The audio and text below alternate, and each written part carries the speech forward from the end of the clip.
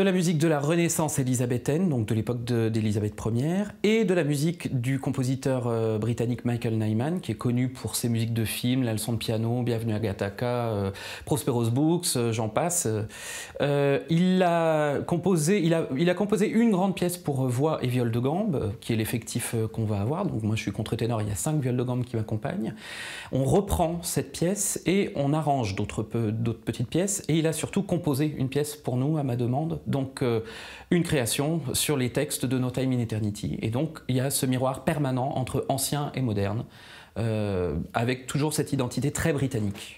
C'est pour moi un compositeur que je côtoie depuis 1992. Je suis tombé complètement amoureux de sa musique et elle ne me quitte pas, mais presque tous les jours je peux dire que j'entends sa musique. C'est vraiment quelque chose qui m'accompagne en permanence. Ce qui est intéressant chez les compositeurs britanniques, c'est que souvent ils ont le respect de la tradition. C'est comme ça en Angleterre, on fait attention au passé et on le réinvente, on le renouvelle. En France, on fait des révolutions, on coupe des têtes, on fait table rase du passé. En Angleterre, pas du tout. Donc il y a toujours cet esprit rythmique, harmonique, mélodique qui viennent du passé, notamment beaucoup de la musique Renaissance. Et Nyman a vraiment digéré ça pour en faire son propre langage.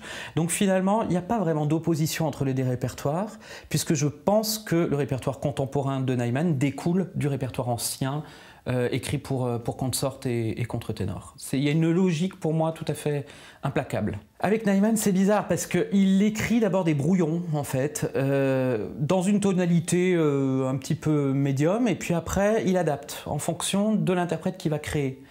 Donc, moi, je lui ai donné ma tessiture moyenne, et puis, à partir de là, il m'a jamais envoyé le brouillon. Il m'a envoyé une première épreuve en me disant qu'on pouvait faire des corrections, et c'était déjà parfait, donc il n'y avait rien à changer.